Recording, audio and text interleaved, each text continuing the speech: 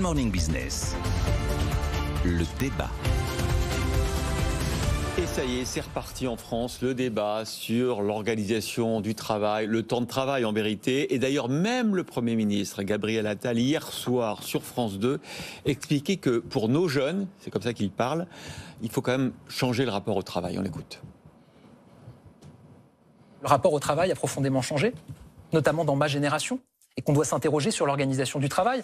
J'ai lancé, quand j'étais ministre du Budget dans mon administration, l'expérimentation de la semaine en 4 jours. Pas la semaine de 4 jours, il n'y a pas de réduction du temps de travail, mais j'ai proposé à des agents, vous arrivez plus tôt le matin, vous partez plus tard le soir, et il y a eu des résultats intéressants, et j'ai annoncé, c'est ma décision de Premier ministre, que ça serait expérimenté désormais dans toutes les administrations.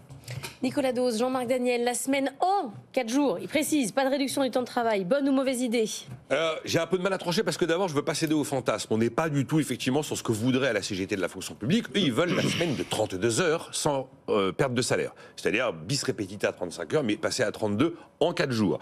La semaine en 4 jours, ça veut dire que tu viens plus tôt le matin, tu pars plus tard le soir. Tu fais 9 heures par jour pendant 4 jours et pas 7 heures par jour pendant 5 jours. Alors, si on fait 9, d'ailleurs, ça fait semaine de 36 heures. Ça ne veut pas forcément dire que c'est le vendredi qui est libéré. Vous voyez, tous les cas de figure ont pu exister. Et j'ai regardé un petit peu là où il y avait des expérimentations, notamment en Grande-Bretagne, c'est là où on l'a fait pour la première fois. Pourquoi les employeurs sont allés vers ça? Ils n'arrivaient pas à recruter. Ils voulaient être plus attractifs pour pouvoir recruter avec un juge de paix. Est-ce que je reste rentable? C'était vraiment leur idée. Alors, deuxième élément, vous regardez les syndicats de la fonction publique. C'est à eux que s'adresse Gabriel Attal. C'est à peu près tous contre. Généralement, quand quelque chose est un cadeau pour le salarié, les syndicats sont super favorables. Là, ils trouvent que les journées vont devenir insupportables, que l'équilibre vie perso, vie pro va être complètement démoli. Troisième élément, il y a eu des expérimentations, les résultats sont intéressants, dit Gabriel Attal. Ok, les URSSAF de Picardie ont lancé l'expérience en 2023. Exactement ça, la semaine en 4 jours, sur la base du volontariat. Vous aviez 200 salariés des URSSAF de Picardie éligibles. Il y a eu 3 volontaires. Alors, y voir la révolution, crier tout de suite à la France fainéante qui veut plus travailler, tranquille. Là, il y a 45 PME allemandes qui viennent de débuter il y a 10 jours l'expérimentation. On verra ce que ça donne. Moi, je me pose une seule question. Est-ce que la semaine en 4 jours, c'est un levier qui permet de relancer les gains de productivité ou pas? Là, j'ai quelques doutes. Et alors, ce qui était intéressant, c'était notre sondage Odoxa, AJP et FM Business d'hier. 77% des gens sont pour. Pourquoi il n'y a eu que 3 volontaires en URSSAF Picardie? Ça ne fait pas 77% sur 200 personnes.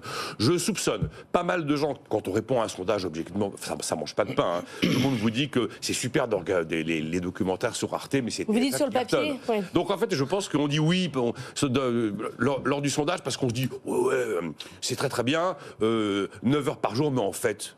à l'usage, ce sont les temps de travail traditionnels qui vont reprendre leurs droits. Et ce qu'on a dit au départ, comme quoi la journée allait durer 9 heures, attends, je ne vais pas arriver à 7h30 dans la boîte. Vous n'êtes pas beaucoup mouillé, je vous ai demandé bonne ou mauvaise nouvelle. Non, mais c'est un peu différent pour eux. À mon avis, ce ne sera pas une idée générale. Oui, mais pour les cadres qui sont au forfait, par exemple, évidemment, c'est quand même un jour de vacances en plus, enfin de repos en plus. Alors, si on est cadre au forfait, c'est particulier.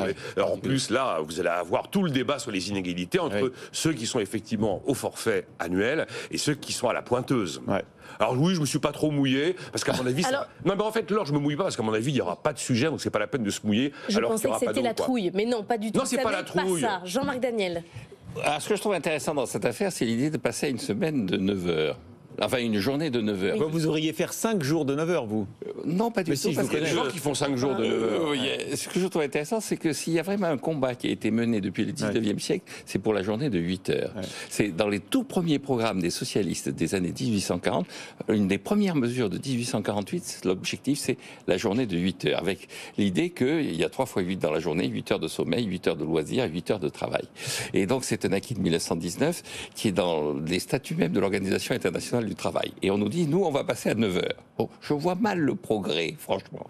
Alors évidemment, après, il y a l'idée qu'on pourrait faire 4 journées de 8 heures. Donc là, c'est contre ce que pense M. Attal, puisque dans son discours de politique générale, il a prononcé le mot travail 47 fois, alors que le président de la République n'avait prononcé le mot travail que 17 fois dans ses vœux de 2023. Vous comptez les mots travail. Oui, donc le mot travail. Donc, on parle de valeur travail, même si on donne un sens qui est un sens qui n'est pas ce qu'elle ce qu'à ce mot en économie. Donc je pense que cette idée est une idée effectivement qu'on lance en l'air pour répondre à une demande qui en réalité est la semaine de 32 heures. C'est-à-dire ce que veulent les Français. Globalement, c'est plutôt... C'est pour ça qu'ils sont pour, ils sont pour les 32 heures. Et là, les 32 heures, on n'a pas les moyens de se les offrir. C'est-à-dire que sur les 32 heures, on ne travaille pas assez, on a un déficit extérieur qui traduit le fait qu'on consomme plus que l'on produit, et donc on ne peut pas se permettre les 32 heures. Sur cette durée du temps de travail, j'aurais pu appeler François Mitterrand comme Joe Biden, mais j'ai pas réussi à le joindre. Et donc j'ai pris... C'est pas gentil pour Joe Biden. Et donc j'ai pris une citation. Vous êtes affreusement méchant. Il est Et donc, citation de Mitterrand que je n'ai pas pu joindre. On ne pourra pas avoir en même temps plus de temps libre et plus de revenus monétaires. Ce serait tromper les Français que de leur laisser croire que l'on peut tout avoir et tout de suite.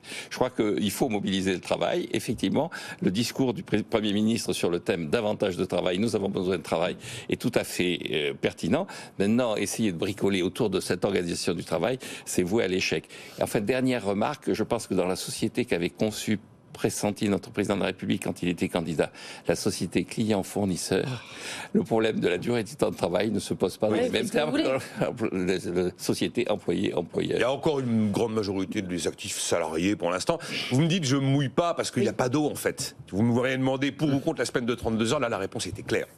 C'est même pas la peine que vous me la posiez, vous la connaissez. Dans certaines boîtes, ils imaginent de faire télétravail pour les cadres et semaine de 4 jours pour les non-cadres. Comme quoi chacun aurait un avantage et s'organiserait et aurait mais l'idée, c'est jamais un truc qui va venir d'en haut, imposé par la loi pour tout le monde, comme on l'a fait il y a 25 ans avec les 35 heures, donc il n'y a pas d'eau. Bon, il y a un progrès quand même depuis la fin des années 90. On pose plus le débat dans les mêmes termes. Oui, mais je pense qu'effectivement, on s'est rendu compte que travailler moins depuis la retraite à 60 ans, c'était une bêtise. Donc on ne va pas réitérer les bêtises. Encore une fois, le bon terme, 40 ans pour comprendre que c'est une bêtise et pas recommencer.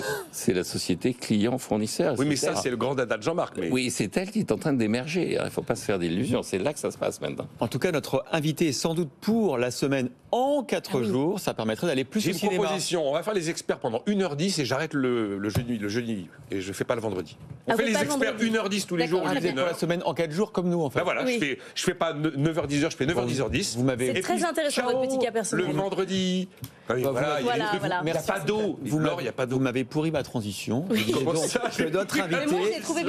Que notre invité, c'est sans doute pour la semaine en 4 jours, car ça permettrait d'aller au cinéma. Ou de regarder les experts en replay. Directeur général des opérations cinéma du GC, Samuel Loiseau. Bon week-end à tous les deux.